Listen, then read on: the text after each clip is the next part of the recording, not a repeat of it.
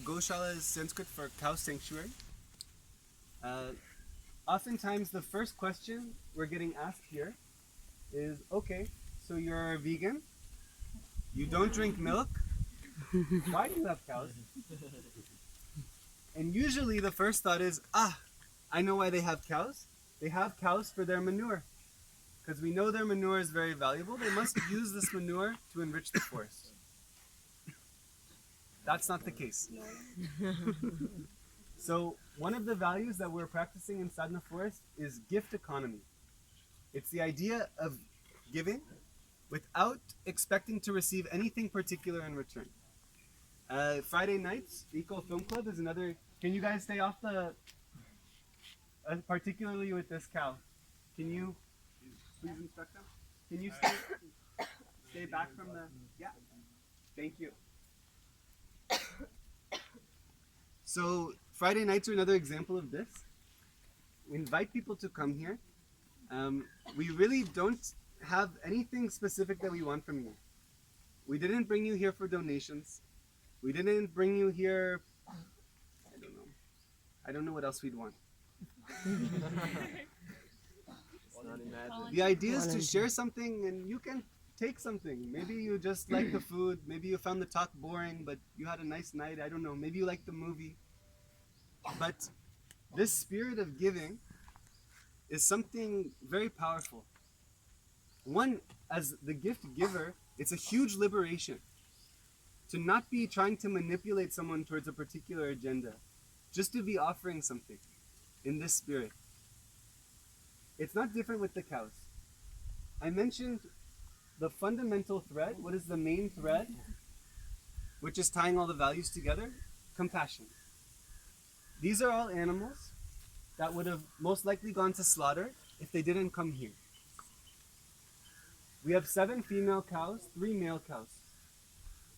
The story of the female versus male cows is going to be very different. So as we all know, dairy is very prized in India. So if you're a female cow, as long as you can produce dairy, you're valued for this. The most dairy cows, they go through cycles of pregnancy, birth, pregnancy, birth, pregnancy, birth, as long as they can produce dairy. When they're no longer producing dairy effectively, now they're inconvenient. It may come as a surprise, or maybe usually many are aware, but India is actually the second largest exporter of cow meat in the world. True. Where does it come from?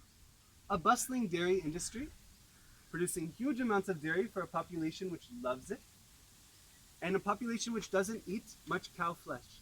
It's increasing more, but it's still very less compared to other countries. So where is fast food burger meat coming from in other countries? It's coming from the dairy industry in India. That's where it's going. And as we know, cows, like all mammals, they produce milk for one reason. It's for their calf. Why do we produce milk? It's growth formula for their baby. So half of the time that baby is going to be a male. In most countries, this will feed into the veal industry. Maybe it's a breed which can be raised to a bigger age and then sold for meat. Most of these breeds are not the breeds which are doing farm work, laboring work. So the male cows in India are generally viewed as an inconvenient byproduct of the dairy system. What often happens, they're released into rural areas, into cities. They're filled with testosterone. They're getting into conflicts, eating out of trash piles, often getting injured. And what you find is that most male cows in India don't live past the age of 2. And these are animals which very comfortably live into their late teens, sometimes early 20s. The male cows that you find here are mostly rescued street cows from Chennai.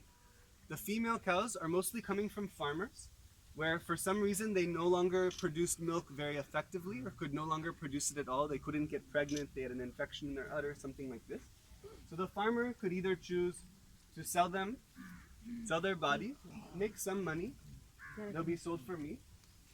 They could find a home for them, which is what they did, or they could choose to care for them for the rest of their lives. Most of them had some economic, either they were selling the milk or they didn't have this ability, so they found a home where they could live out their lives. Now, I mentioned earlier that if we look at the world, we also have to ask this question. There's also a lot of humans in need, so why care for cows? It's maybe a fair question. I'm not going to say that it's the correct thing to do. But if you look at the world, take all of the resources of the world, what do we apply them to? We apply them to human needs. We basically have determined that we have the right to ownership of land. We can decide how all of the resources, the water, the minerals, the rare metals, how all of them are used. And we're one species on a planet with millions of species. We believe that we should share this privilege of being human with other species. And particularly in the case of domestic animals, we have a responsibility to them. We've bred these animals to be dependent on us for their care and for their survival. We believe these animals have the right to live out the rest of their lives in comfort and have their basic needs, social needs, physical needs, all of these things being met.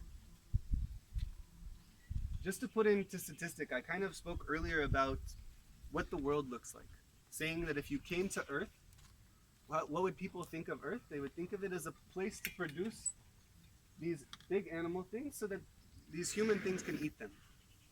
Chickens, pigs, cows, that's what Earth is. If you take the weight of all of the land mammals on the planet, 96% of the weight is human beings and the mammals we've domesticated. Only 4% of the weight of mammals on land are wild animals. Wow. Very little of this earth is wild. We also need to keep in mind, when we're talking about domesticated animals, there's always this question of whether we can ethically raise them. And certainly there are kinder ways to raise animals, kinder ways to treat them. You have to bear in mind that dairy industry, big industries, they have to cut as close to the edge of the law as possible in order to be profitable. That's their responsibility. If you don't do that as a farmer, you don't succeed, your farm will fail. Every farm that is producing the meat, the milk, cheese, the things that we consume, they have to cut as close to that edge as possible. It means that they're going to sell the cow for meat when it no longer produces dairy. And I'm going to say a couple things which are slightly graphic, and it's not to try and cause anyone pain, it's just the reality. Say in a system like producing eggs.